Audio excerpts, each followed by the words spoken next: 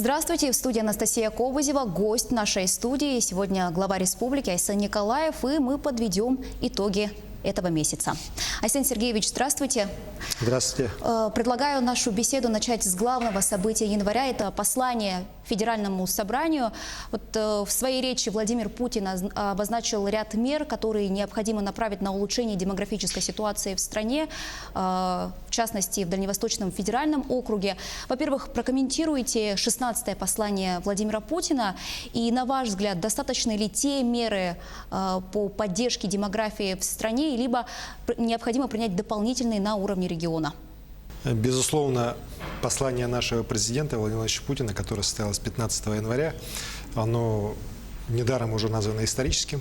Это не только те большие поправки, которые были озвучены там и в части конституционной реформы, это и в части определенного изменения политики государства, но это, конечно же, очень серьезные инновации в части социальной политики, в первую очередь поддержки рождаемости, поддержки семей с детьми.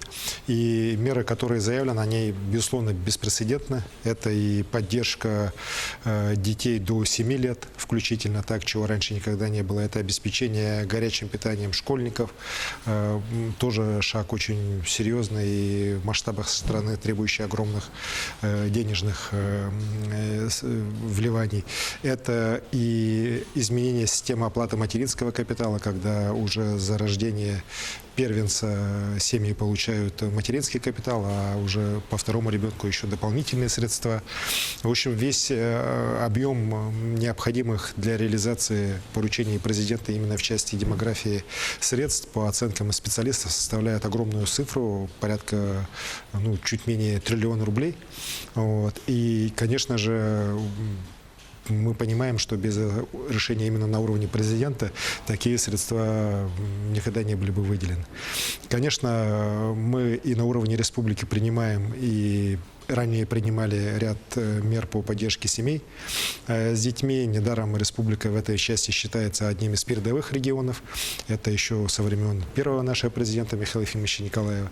Однако здесь останавливаться нельзя. Нельзя уповать на то, что сейчас на уровне России решения приняли, мы их выполним и ничего не будем делать. Конечно же, нам надо самим смотреть и смотреть еще, какими методами мы можем поддержать семьи. Например, я неоднократно про это говорил, мы должны добиться того, чтобы термин «многодетная семья» не был синонимом термина «бедная семья». У нас, к сожалению, очень часто так и происходит. Поэтому вот те меры, которые у нас сегодня направлены на борьбу с бедностью, мы, конечно же, в первую очередь будем смотреть именно с точки зрения оказания помощи именно многодетным семьям, причем не просто выдачи каких-то либо субсидий, а через так называемую систему социальных контрактов, когда семьи, получив эти средства, могут их направить на развитие личного подсобного хозяйства, на развитие какого-то индивидуального предпринимательства. И на самом деле, если в прошлом году у нас свыше 200 миллионов было направлено рублей на эти цели, на систему социальных контрактов, то уже в бюджете 2020 года у нас заложено 330 миллионов рублей. Эта система себя уже хорошо зарекомендовала по ряду направлений во многих улусах республики, и эта система будет дальше развиваться. Вы уже об этом упомянули, что отдельный блок в своем послании глава государства посвятил поправкам Конституции. На ваш взгляд, какие из них наиболее важные, которые напрямую затрагивают жителей нашей страны? Знаете, для многих жителей, и не только нашей республики, но и в целом страны, Конституция кажется каким-то, знаете, таким далеким документом, фундаментальным документом, но такого отношения близкого к жизни не имеющим. Да, это очень большое заблуждение. И как раз те поправки, которые сегодня предложил президент нашей страны Владимир Владимирович Путин, внести в Конституцию, они затрагивают как раз интересы каждого из жителей нашей страны. Ведь если так посмотреть, то такие нормы, как минимальный размер оплаты труда, то, что он не должен быть ниже прожиточного минимума, то, что пенсии должны индексироваться постоянно, это все сегодня регулируется только законами. И если законов, например, об индексации не будет, то, соответственно, может и не индексироваться ни заработная плата бюджетников, ни пенсия. И, соответственно, закрепление этих норм именно в Конституции, как в основном законе нашей страны, который, безусловно, имеет приоритет над всеми решениями, да, и требует безусловного исполнения, это, на мой взгляд, важнейшая социальная функция тех поправок, которые сегодня президентом внесены. И мне порой даже вот смешно становится, когда там смотришь, читаешь там всякие эти отзывы некоторых, ну, так называемых наших диванных аналитиков, да, что это вот узурпация власти и так далее, и так далее. Слушайте, это не узурпация власти, это наоборот приближение Конституции к проблемам обычного человека. Это закрепление базовых прав простых людей именно в основном законе нашего государства. И тут я вообще не понимаю, кто может выступать против таких вот именно поправок в Конституцию. Ну и, конечно же, для регионов очень важны те поправки, которые предложил президент в части Государственного совета. Многие говорят, зачем нам этот лишний орган, зачем он там этот какое-то еще закрепление его в Конституции. Это, наоборот, закрепление, повышение роли регионов вообще в государственном устройстве нашей страны. О чем многие всегда говорили, что вот недостаточно у нас регионы представлены при принятии тех или иных решений. И президент сегодня предложил конституционный механизм именно реализации этих прав. И тут, опять же, не возражать надо, а наоборот, двумя руками уж кому-кому, а вот нам это точно надо поддерживать, так, регионалам. И, соответственно, с этой точки зрения, я считаю, что поправки очень важны, и они как раз направлены на дальнейшее становление институтов демократического общества в нашем государстве. Абсолютно важные, необходимые и крайне важные, еще раз говорю, для простых людей поправки. И недаром президент, когда их выдвинул, он же мог и может, на самом деле, согласно закону, вот его поправки быть проголосованы 2/3 Федерального собрания, то есть в Государственной Думе и в Совете Федерации, и потом уже сразу могут вступить в силу. Но ведь президент идет сейчас не просто по этому пути, он поправки внес, и Госдума их единогласно поддержала, это тоже удивительный случай в новейшей истории нашей страны. Вместе с тем он идет также и на то, чтобы было всенародное обсуждение этих поправок и голосование по этим поправкам для того, чтобы мнение жителей нашей страны полностью было учтено при принятии окончательного решения о введении этих поправок уже в Конституцию. И я считаю, что более демократичные процедуры на самом деле трудно придумать. Ну, перейдем к тем событиям, которые последовали сразу после послания Федеральному собранию. Это обновлен состав правительства нашей страны во главе с Михаилом Мишустиным. На ваш взгляд, чего ожидать от деятельности нового состава Кабинета министров? И будут ли какие-то кадровые перестановки на уровне региона? Я считаю, что вот президент, приняв такое решение о изменении состава правительства, исходил как раз из удовлетворения запроса общества на обновление. И об этом как раз президент и в своем послании об этом сказал.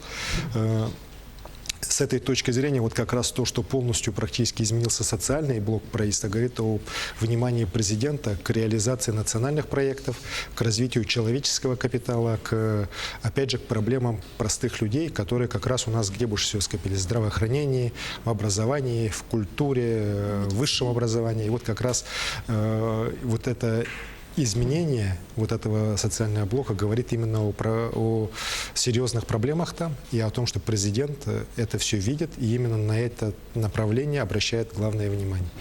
Я уверен, что мы, конечно же, будем работать с новым правительством для реализации всех тех планов, которые поставлены перед нашей республикой. Мы уверены, что это у нас получится, и уверен, что и в дальнейшем такое же внимание республики будет уделяться со стороны правительства Российской Федерации, как и уделялось раньше. Юрий Трутнев в новом правительстве продолжит курировать вопрос развития Дальнего Востока. На днях он после своего переназначения провел первую встречу с главами субъектов Дальневосточного федерального округа. Какие задачи он поставил перед главами субъектов? То, что Юрий Петрович сейчас в ранге вице-премьера-полпреда президента на Дальнем Востоке продолжит курировать Дальний Восток и развитие Арктики, на мой взгляд, абсолютно закономерно и логично, потому что именно с появлением Юрия Петровича как куратора Дальнего Востока, это произошло еще в 2013 году, началось реальное развитие экономики региона, и мы сейчас видим, что по течение последних лет промышленный рост, например, по Дальнему Востоку в среднем в 2 с лишним личном раза превышает средний по стране. Ну а что говорить о нашей республике, мы одни из лидеров здесь и на Дальнем Востоке, и в целом в стране. У нас промышленный рост по прошлому году, например, 12%. И без личной поддержки Юрия Петровича вот наших предложений, конечно же, многие проекты с места не сдвинулись. Взять не только вот тот же наш знаменитый Ленский мост, в продвижении которого Юрий Петрович принимал самое активное участие, но и взять тот же кардиодиспансер, который строится здесь у нас в Якутске во многом именно благодаря поддержке Юрия Петровича и той дальневосточной программе поддержки центров экономического роста, которая как раз им была разработана и внедрена через Министерство развития Дальнего Востока и Арктики. Что касается вот последнего совещания, которое у нас было в пятницу и в субботу, мы на самом деле 2 дня с утра до вечера работали с руководством Министерства развития Дальнего Востока и Арктики, с руководством институтов развития Дальнего Востока, с рядом федеральных ведомств в части именно постановок задач на 2020 год, ну и обсуждали, конечно, итоги 2019 года. В целом хочу сказать, что по республике все у нас выглядят неплохо. Вот, мы лидеры по многим направлениям, как в социальной сфере, так и в экономике. Вместе с тем, конечно же, есть вопросы, которые мы никогда не скрываем, широко обсуждаем. Это в том числе и вопросы проблем, связанных с глобальным кризисом на рынке алмазов. Это вопросы, связанные, может быть, не до конца еще эффективной налоговой политикой у нас в области правительства и муниципалитетов. Это исполнение ряда таких наших полномочий, которые нам надо, на мой взгляд, более эффективно все-таки использовать и исполнять. Поэтому задачи поставлены, планы утверждены, сейчас будем их исполнять. Определенно, концессионер строительства моста через реку Лену. На днях появилась достаточно такая опрометчивая информация о том, будет ли бесплатным проезд по этому мосту или все-таки будет взиматься какая-то плата. Так все же, что же предусмотрено вот этим концессионным соглашением? Концессионное соглашение, оно еще у нас не подписано. Сейчас просто выявлена, скажем так, та структура, которая, это соглашение может с нами подписать. Это консорциум группы компаний ВИС и государственной корпорации Ростех. На мой взгляд, сильнейшая сегодня команда в стране по реализации проектов такого уровня, как раз по концессионным соглашениям в части транспортной инфраструктуры. И здесь, конечно же, сразу же начались спекуляции со стороны не очень добросовестных, на мой взгляд, журналистов, которые, не вникнув в суть дела, начинают там выдавать громкие заявления. Так? На самом деле, платности Ленского моста для легкового автомобильного транспорта не будет. Вот, это с самого начала у нас одно из базовых условий вообще реализации данной концессии. Плата будет взиматься с больших грузов. С грузовых автомобилей. Я считаю, что это вполне оправдано, абсолютно такая рыночная мера. Вот, и спекулировать на том, что вот в условиях конституционного соглашения приведены нормы федерального закона, какие предельные нормы могут быть взысканы с водителей легкового транспорта, мотоциклов, больших грузов и так далее, весь его перечень, который на самом деле необходимо именно в условиях конституционного соглашения любого прописывать.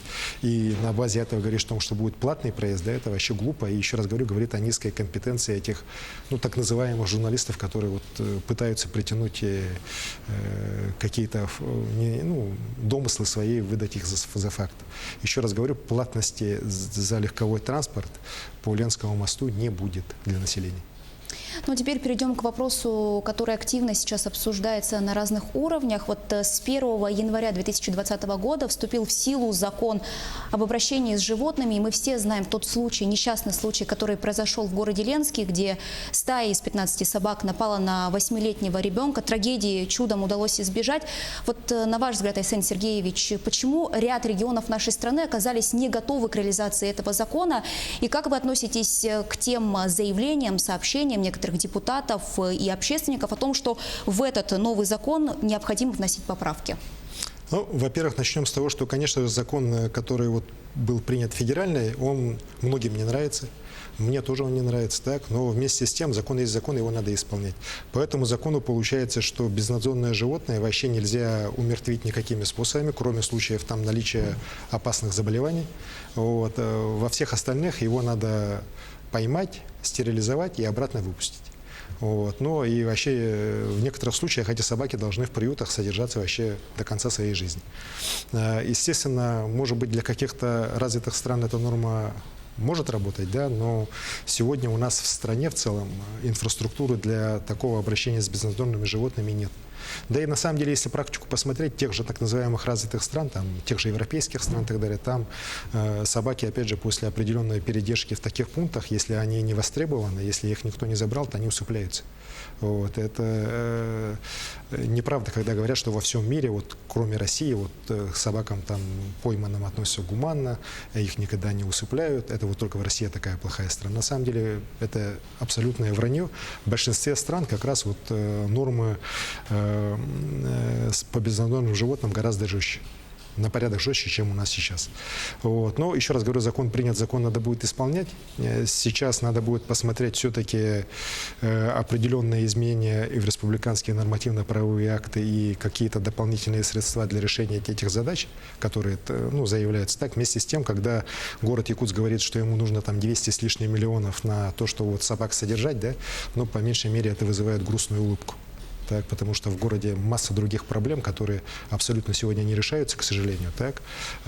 Именно заявляется, что на это нет денег, так, и в то же время вот, говорят, 200 миллионов нам дайте, чтобы мы решили вопросы по собакам. Вместе с тем вот, проблемы, еще раз говорю, многих людей, так, реальных, так, они сегодня не решаются ни на йоту. Поэтому я думаю, что мы все равно какое-то решение примем. Вот. Но здесь я еще раз хочу подчеркнуть ответственность глав муниципальных образований. Вот. Потому что вот то, что произошло в Ленске, то, на что мне постоянно жалуются сегодня из Якутска люди, да, это показывает, что сегодня главы самоустранились.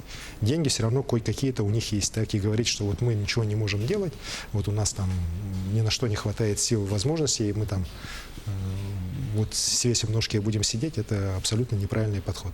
Вот. Мы вот до 2014 года, если на то пошло, вся проблема с собаками решалась муниципалитетами самостоятельно, без никаких дотаций из республиканского бюджета. Вот. С 2014 года маленькая дотация была, но при этом мы всегда в городе Якутске, например, большую часть выделяли из городского бюджета и решали эти задачи. Вот. А сейчас у нас, видите ли, денег ни на что не хватает, якобы так, при этом от полномочий отказываемся.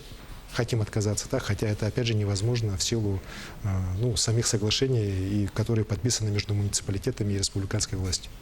Поэтому здесь будем действовать согласно закону, строго, четко по нему, так, вместе с тем, еще раз говорю, ответственность глав местного самоуправления вот за те случаи, которые вот происходят, когда вот стаи начинают на детей набрасываться, будут нести главы муниципальных образований. Айсен Сергеевич, 2020 год вы начали с рабочих визитов в районы нашей республики. На днях вы побывали в Ивено-Бытантайском и Нюрнгринском районах. Какие проблемы волнуют жителей этих районов и какие поручения вы дали после рабочего визита? Безусловно, для того, чтобы принимать решения на уровне республики, надо постоянно встречаться с людьми, постоянно держать руку на пульсе событий в наших районах, и самых крупных, и самых малонаселенных. С этой точки зрения, конечно, Нюрнгринский район и Ивено-Бытантайский очень серьезно отличаются. Один из них является центром промышленного роста не только Якутии, но и всего Дальнего Востока. Второй у нас малонаселенный район, в котором в основном занимаются сельским хозяйством, оленеводством, вот, разведением якутской породы скота. Но вместе с тем их объединяет одно. Люди очень позитивно настроены, люди хотят изменений, люди сами меняются. Ну и самое главное, то, что вот я всегда ставлю и там перед руководством районов одни и те же задачи. Люди, вне зависимости от того, где они живут ли они там в Сакрыре, живут ли они в Нирингре, они должны жить в нормальных, хороших условиях. Должны получать достойную оплату труда своего, должны иметь эту работу, ну и должны иметь перспективу на будущее. Вот. Уверен, что и в дальнейшем по другим районам мы будем ставить такие же задачи, потому что, еще раз говорю, вне зависимости от того, где человек живет у нас в Якутии, он должен жить достойно. Айсен Сергеевич, большое спасибо вам за то, что вы пришли к нам в студию, нашли время, ответили на наши вопросы.